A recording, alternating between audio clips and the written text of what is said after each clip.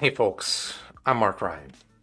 This is Super Review, and this is the Fiio FD7.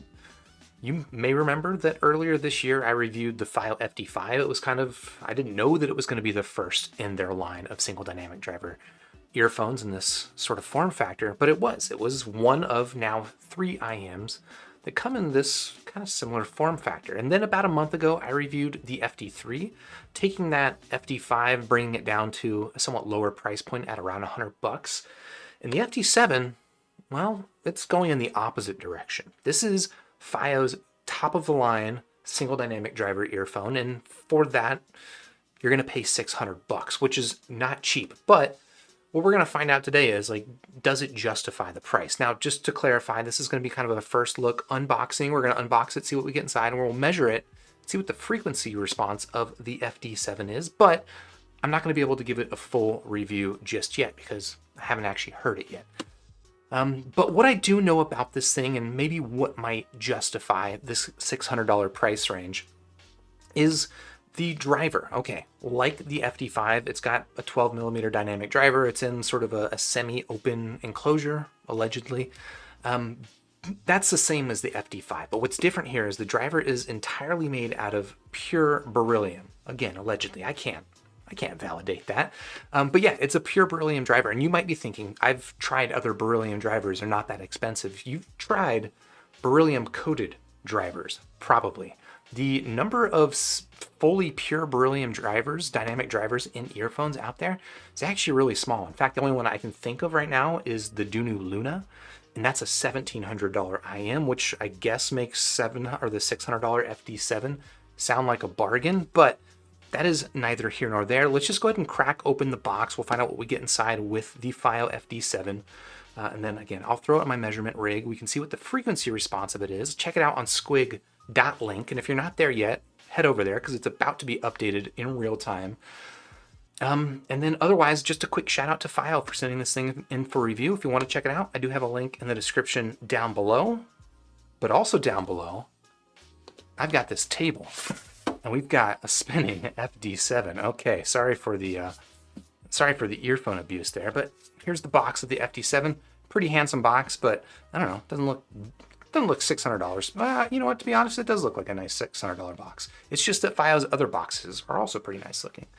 But otherwise, I don't know. There's not much information here. If we zoom in here on the back, there is a little bit. Let's see. It's a single dynamic driver earphone. We know that. It's got a detachable cable. Yep, that's common. And then it's got the address of Fiio if you want to visit them and say hello. Mail them some fan mail or something like that. Here's a QR code there for you QR code enthusiasts. That's all the time you get. But otherwise, frankly, not a lot of information here. I mean, we do have that reiterating that it is a pure beryllium diaphragm, replaceable sound tube, so like the FD5 and even the FD3. It's got little tuning filters and then a stainless steel body. Okay, that's not that interesting, so let's just go ahead and crack this thing open and finally see what's inside. Well, this guy stopped talking about it and just do it. Okay, there we go. What does that even say? Born for music. There you go. Which I guess that makes sense. It is an IM that was ostensibly born to reproduce music. Although I suppose you could reproduce ASMR with it if you wanted to. You could reproduce podcasts. But it was born for music, just FYI. Fairly hefty instruction manual. We're not going to spend too much time digging through that. But here you can see the FD7 sort of laid out in all its glory. The case here that we've got looks like it's the same case that came with the FD5. And it's a pretty nicely built case. Obviously, it's a little bit on the chonky side, maybe for my usage. And yeah, I don't know. But I think it is generally a pretty attractive case. Let's see if they've stored anything inside. Oh, of course, magnets. Thank you, Fiio, for the magnets. There is a nice flavor pack. I'll use that later. And then there is also an Mmcx connector removal tool. This is, I guess, handy if you have difficulty removing the Mmcx cables on earphones like this. This little tool can help you out. I've never personally found it necessary, but it is nice and thoughtful that they include it because I know a lot of people complain about that stuff. Here we've got those different tuning nozzles. And I'll say right now, these things are ostensibly going to change the frequency response of the earphone, right? So I'm going to measure this with the nozzles that come on it. but it looks like we've got bass, balanced, and treble ear tips. Nozzles. I'm gonna guess that it comes pre-fitted with the balanced ones. But I'm going to measure it with the balanced ones. And if you want to see the measurements of all of these nozzles, I will do that right after this video. So just be refreshing squig.link, I suppose, if you want to take a look at those. Let's take the earphone out real quick. And we got to tease this a little bit. So I'm going to put that one to the side. And let's see what else we get inside the box. You do get a pretty neat little magnetic... it's kind of, imagine this as like a zip tie, but made out of magnets and kind of in like a faux leather. Let me give it a smell test. Yeah, it's not a real leather, but it is pretty nice looking. And you could use this ostensibly to wrap up your earphone cables and hold them together. Again, not a thing I would probably use, but I do think it's nice that they've included it. Here we've got a couple of swappable terminations. So it looks like the FD7, like the FD5, is going to come with one of Fio's newer cables where you can decide, do you want 3.5 millimeter single-ended, or do you want balanced in either 2.5 or 4.4 millimeter connectors? We'll play around with that in a little bit. It's nice that those are included. You get a toothbrush, of course.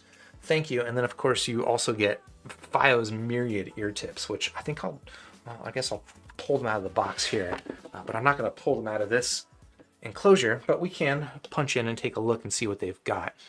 So they've got a set of, they call bass ear tips. They've got vocal ear tips. They've actually got a set of spin fits, which is nice. Those, just FYI, if you've never tried looking for and buying spin fits before, they can be somewhat on the pricey side. So nice that those are included. You also get a set of memory foams. You get the balanced ear tips, and I'm going to guess that the medium balanced is what is pre-installed on the Fio. And then here you get, it looks like the 3-flange, these intimidating guys, which ostensibly will fit on the narrower of the nozzles. Again, there are 3 of these nozzles, and it looks like the most narrow one, which is the base one, is quite narrow, and that will require using narrower ear tips. Okay, so we've got all that, but we don't have the earphone yet. So let's go ahead and pull that thing out, and let's see how does this thing come out of its box. Fio, your ways confuse me. Let's see. How do I start? I'm gonna start from the back, maybe. All right, we get a little door there. We pull open the cable, pull that around down here. This is kind of like you ever used a Transformers? I'm usually pretty good at Transformers. I'm not trying to brag, but I'm pretty good at Transformers. Hence, I was able to get the Fiio FD7 out of its enclosure. And there you go. There is the earphone in all its glory. Let me go ahead and take off the zip tie so you can play around with the cable, get a feel for the cable Olympics of it.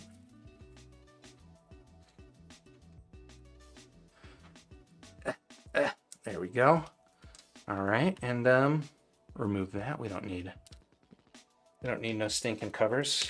And there you go. There is the Fiio FD7 in all of its, frankly, pretty attractive glory. So the cable here, I gotta say, just on first blush, this is probably the nicest of any Fiio cable I've tried.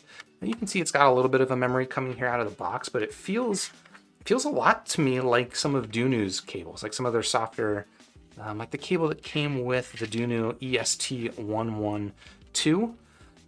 So I have fairly high hopes that this thing will become a little bit softer and more pliable with use. Fairly small Y split down here, and then there is a chin cinch, but you might have noticed it's already moving itself, walking its way around the cable, so maybe not the most functional chin cinch, but you tried, Fiio. And then up here we've got our preformed ear hooks with the Mmcx connectors, and just to show off and prove that I don't need that tool, there you go. That's how you remove an Mmcx cable. And then it plugs back in, pretty straightforward. But yeah, let's go ahead and punch on these things so you can take a look at the FD7 in its close-up glory. Let me try and get this actually a little bit. This is a little unruly. I've done this poorly. So let me try this again. Roadie wrap, don't fail me now. There you go. There you go. That's a prettier wind. And that is a pretty earphone. If you're curious to see how it looks compared to the FD5, this is the Fiio FD5, which came out, again, earlier this year. $300 for the FD5, also a single dynamic driver earphone, but it's not pure beryllium. I believe this one's beryllium coated, this one being apparently an entirely beryllium. And otherwise, there's, you know, somewhat of a different aesthetic, but I think the earpieces themselves do appear to be essentially the exact same design. Let's go ahead and pull off one of these ear tips so we can take a look at the nozzles. Pretty typical screen, and I believe the mechanism for swapping these is you just twist it to unscrew it. It exposes the innards of the IM, and then you can screw one of these other nozzles back on. I'll leave it here with the medium, which I believe they've called the balanced nozzle. Throw that ear tip on it, and like I guessed, it does come with the balanced ear tip. So it's the balanced nozzle with the balanced ear tip. So ostensibly, the frequency response that we'll get out of this setup will be the most balanced of all of them. Although you don't have to take Fio's word for that, because I will be measuring it with the 3 different nozzles after this video. But for now, I think we can, well, actually, I'm not going to measure it quite just yet. Let me actually give it a bit of a fit test, so you can see what it looks like, not just on a table, but inside the head of an average human being. There you go. Take the FD5, zoom in and see, you can take a look at that, and yeah, in my ear, it feels like the FD3 and the FD5, which is to say, it's a relatively small earphone. You can kind of tell it doesn't really fill out my contrable or anything like that. So I don't think anyone's going to have any issues with comfort long-term. I don't feel any sharp edges or anything like that. Pretty good. The fit is nice and simple. It's easy. It's creating a seal without an issue. But like a lot of other single dynamic driver earphones, it's not the most secure fitting IM. You know, it's going to be fine. It's going to be just kind of a lot like, you know, the Tangentium, Hana Oxygen, and the Moondrop stuff, where their single dynamic driver earphones aren't like a custom mold that fits into the ear bowl and like kind of grips onto it. It just, it drops in, it plops in, it doesn't make a fuss, but also doesn't really cling on the way that maybe like a semi-custom balanced armature set might.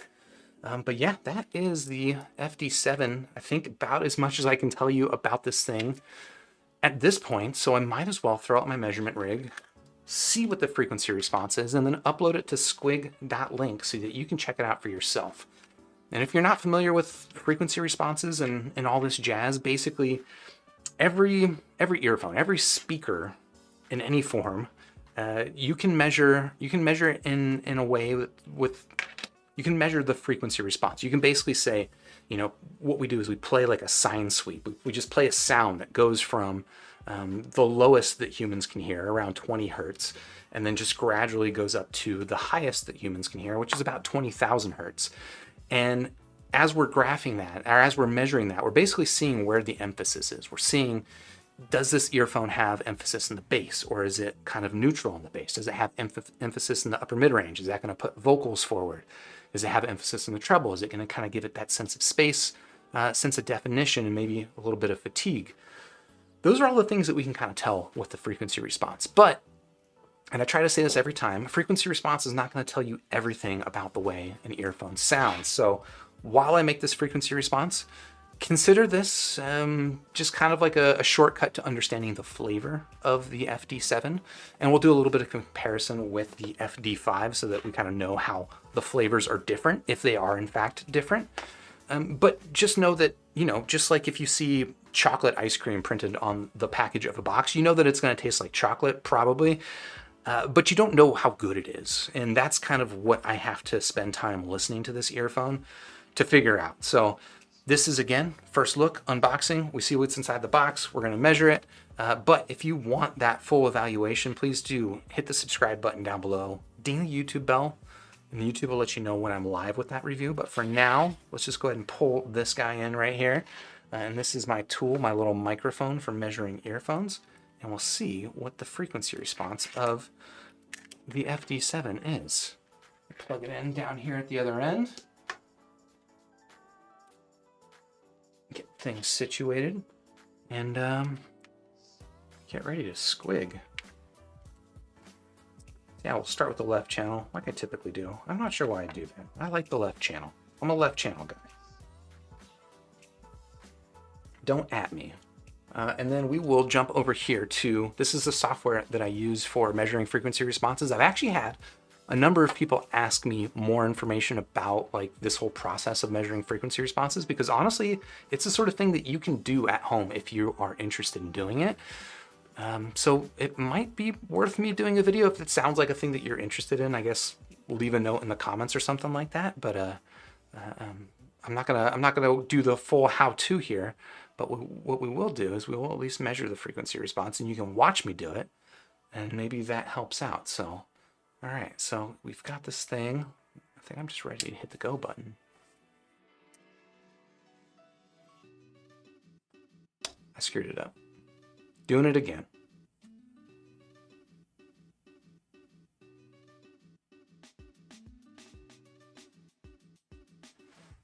All right. We've got a frequency response, and it looks like I've actually nailed the 8K peak on my first try. I'm pretty excited about that. But yeah, that's the frequency response. I'm gonna say right now, this does look like a pretty warm tune, but I wanna go ahead and pull it into squig.link before we make too much analysis. But I will, before doing that, I'll measure the right channel just to make sure that we're getting sort of a representative frequency response of this earphone. So that is my left channel. And then let me measure the right channel.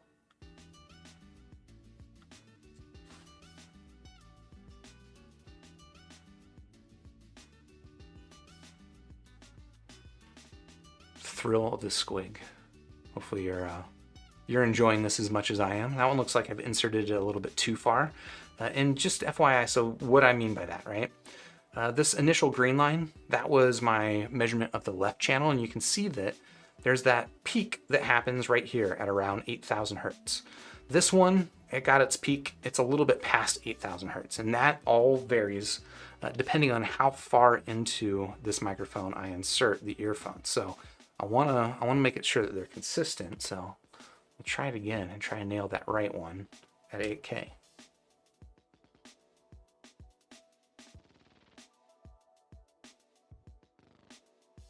Did we do it? Looks like we're still a little bit too far.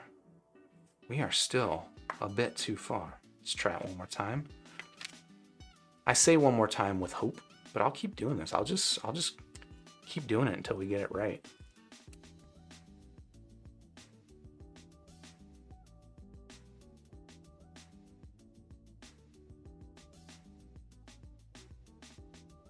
Not quite far enough. You can see this is how I spend my my free time. If this doesn't look like fun, maybe you won't be interested in my how-to and how to measure frequency responses.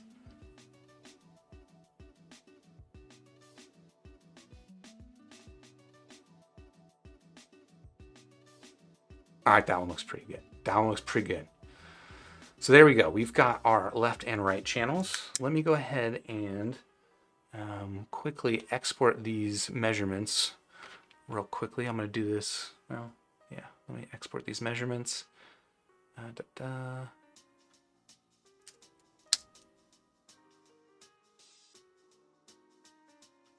Please hold. This is... Oh, let's see. What am I doing? File FD7, right channel. File, export.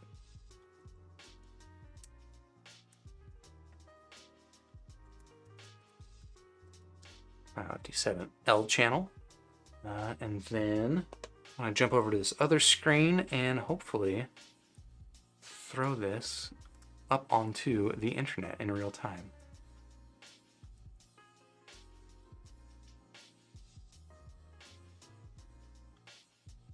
We're almost there.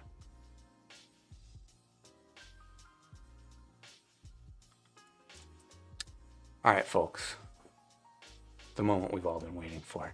If you want to head over yourself to squig.link right now, in real time, ostensibly, we will have If I did it right, there we go. There's our frequency response of the Fiio FD7. Let me make sure this is actually, all right, cool. I'm broadcasting it accurately. But yeah, this is the frequency response of the FD7. This is what we've just measured. It's now uploaded in real time to squig.link. You can check it out for yourself.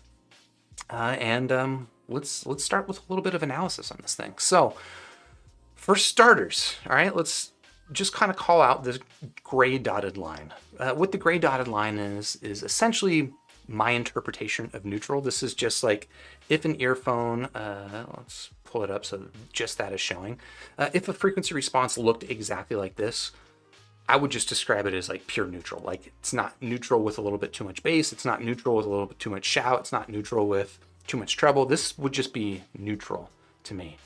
So then when we overlay the frequency response of another IM on top of that, you can start to see where it deviates. And deviation is not necessarily a bad thing. Like the target is not what an earphone should sound like. It's just kind of where I hear neutral. Everything else from there can be more fun, could be worse, but it could also be better. And what we see here with the FD7 is we've actually got a bit of a bass boost, but not a lot of the bass boost, actually. In fact, I'll pull up the FD5 measurement in a little bit to kind of just show you. This bass boost right here is actually a pretty tasteful and mild amount. It is a little bit more focused in the mid bass than it is so much in the sub bass, but I think that's going to give it, you know, a bit of an extra heft above a neutral bass.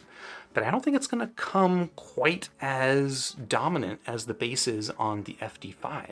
Whether that's good or bad, that's, you know, kind of up to your personal preferences. But for me, I think that's actually a good thing. I found the FD5 to have more bass than I tend to like.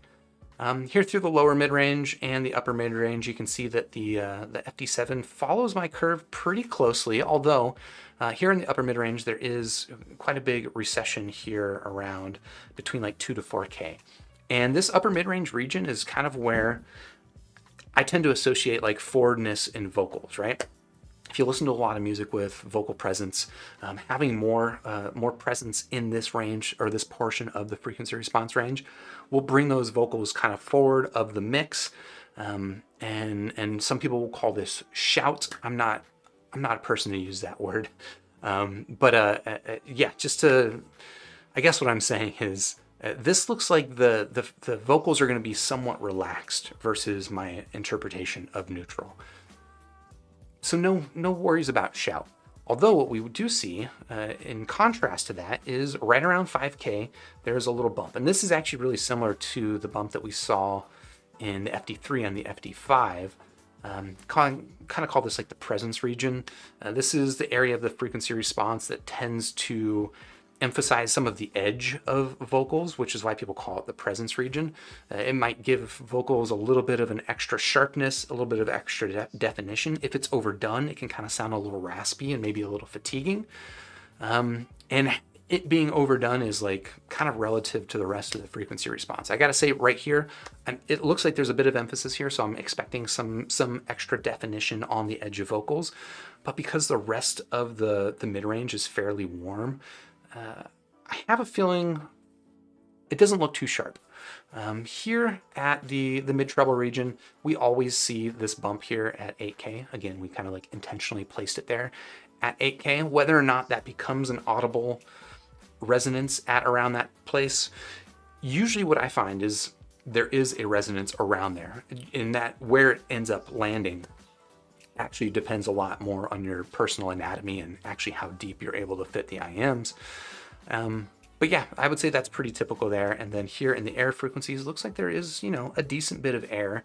And I think that's actually going to come through okay because the bass is actually pretty tame over there. So I mentioned it would be worth comparing this to the FD5 measurement, which I'll do right now. So that green line is the FD5. And again, this is the Fiio FD5. This one is the new FD7. And you can see where these two earphones sound different. And there's a lot of similarity in the frequency response, which is interesting to see. Like you can see that they have bumps, or they have these sort of like lumps and waves in the same exact spots. I have a feeling a lot of that comes from the chassis that it's in. But you can see that there's also a pretty big difference. So where I would describe the FD5 as a pretty typical V-shaped sound signature, right? You've got this pretty meaty mid-bass and sub-bass emphasis over, again, my dotted gray line of neutral bass. And then you've also got quite a bit of additional lower treble here. It gives it that contrasty sound that I associate with the V-shaped sound signature. In comparison, the FD7 looks almost neutral. It almost looks like a warm version of a neutral, which is interesting. It's got a bit of a bass emphasis, and I'm really interested to see how much that little bit of bass emphasis and that little bit of lower treble emphasis, does that still make this thing sound somewhat V-shaped, or does it start crossing in the realm of like a warm neutral? Because this actually kind of reminds me, let's pull this up, this comparison. I don't think it's going to be quite right, but it's kind of reminding me of the Sony XM4. And, well, there you go. That's why it reminded me of the XM4. You can see down here in the sub bass, mid bass, lower mid range, and even in the upper mid range, the XM4, which is a true wireless earphone that Sony just released a couple of months ago, these are pretty similar. They deviate fairly significantly in the treble, and that can have, that's gonna definitely affect the sound signature. But the XM4, I think I described that as kind of a warm neutral sound signature. Like, it is more mid-range focused. It's got a pretty nice hefty bass to it, but I would still kind of describe it as more mid-range focused, and because of that, I tend to describe that as neutral. But I don't know. I think that's going to be about as much as I can tell you about the FD7 at this point, and as much as I can speculate about it until I actually spend some time listening, which is what I'm going to do. I mean, I'm going to say now, but like in like an hour or so.